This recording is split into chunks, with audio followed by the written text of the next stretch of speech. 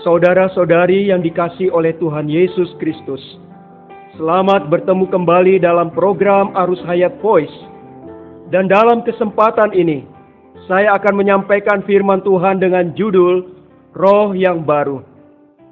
Pembacaan Alkitab kali ini diambil dari Yehezkiel pasal 36 ayat 26.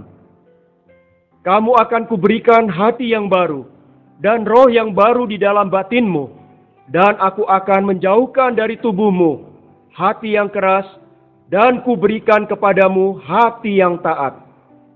Kolose pasal 2 ayat 13 mengatakan, kamu juga meskipun dahulu mati oleh pelanggaranmu dan oleh karena tidak disunat secara lahiriah, telah dihidupkan Allah bersama-sama dengan Dia, sesudah Ia mengampuni segala pelanggaran kita. Sesudah Yehezkiel pasal 36 ayat 26 mengatakan bahwa Allah memberi kita hati yang baru.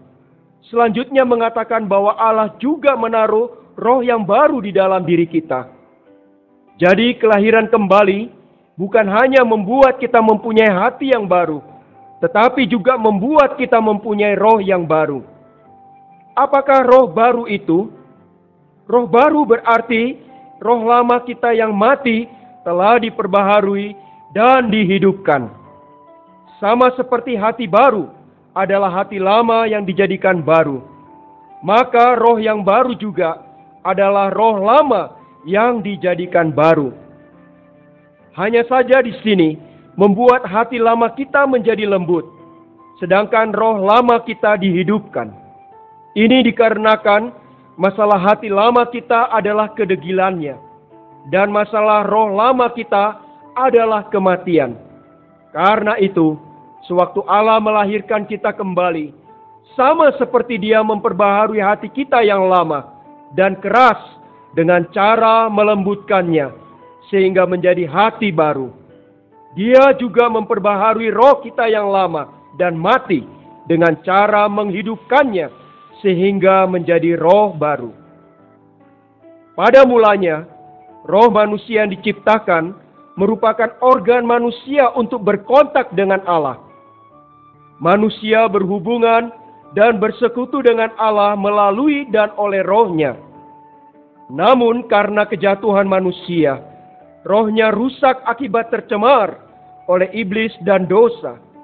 Jadi roh manusia kehilangan fungsinya terhadap Allah dan menjadi roh yang mati. Dikarenakan roh telah mati, maka roh menjadi usang. Demi darah Tuhan kita Yesus Kristus membasuh bersih roh kita dari kecemarannya, maka sewaktu kita dilahirkan kembali, roh Allah menaruh hayat Allah yang merupakan unsur Allah ke dalam roh kita dan menghidupkannya, seperti yang tercatat dalam Kolose 2 ayat 13. Dengan demikian, roh lama kita yang telah mati diperbaharui dan menjadi roh yang hidup. Pada mulanya, roh kita adalah ciptaan lama, tidak mengandung unsur Allah di dalamnya. Kemudian roh kita bukan hanya tidak mengandung unsur Allah, bahkan roh kita tercemar oleh dosa dan menjadi usang.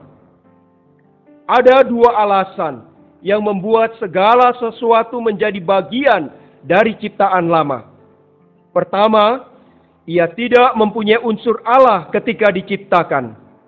Kedua, ia dicemari dan dirusak oleh iblis dan dosa.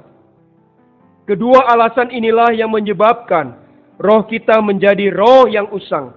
Karena itu, sewaktu Allah melahirkan kembali kita dengan memperbaharui roh kita yang lama untuk menjadikannya roh baru, Dia bekerja dari dua aspek. Di satu aspek, Dia memakai darah Tuhan Yesus untuk membasuh bersih semua pencemaran dalam roh kita, sehingga roh kita menjadi bersih. Di aspek lain, Dia memakai rohnya untuk menaruh hayatnya dalam roh kita, sehingga roh kita mempunyai unsurnya. Jadi, Dia memperbaharui roh lama kita dan membuatnya menjadi roh baru. Dia memperbaharui roh kita dan menjadikannya baru, berarti Dia menaruh roh baru ke dalam diri kita. Jika Allah sudah memberi kita hati yang baru pada waktu kita dilahirkan kembali, mengapa Dia masih perlu menaruh roh yang baru dalam diri kita? Karena hati kita hanya dapat mendambakan Allah dan mengasihi Allah, tetapi masih belum dapat berkontak dengan Allah atau menyentuh Allah. Karena itu, Allah merasa tidak cukup jika hanya memberi kita hati baru. Dia masih harus menaruh roh baru dalam diri kita.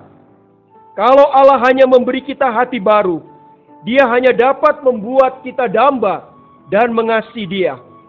Dia tidak bisa membuat kita berkontak dengannya. Karena itu, Dia harus menaruh roh baru di dalam diri kita, supaya kita dapat berkontak dan bersekutu dengannya.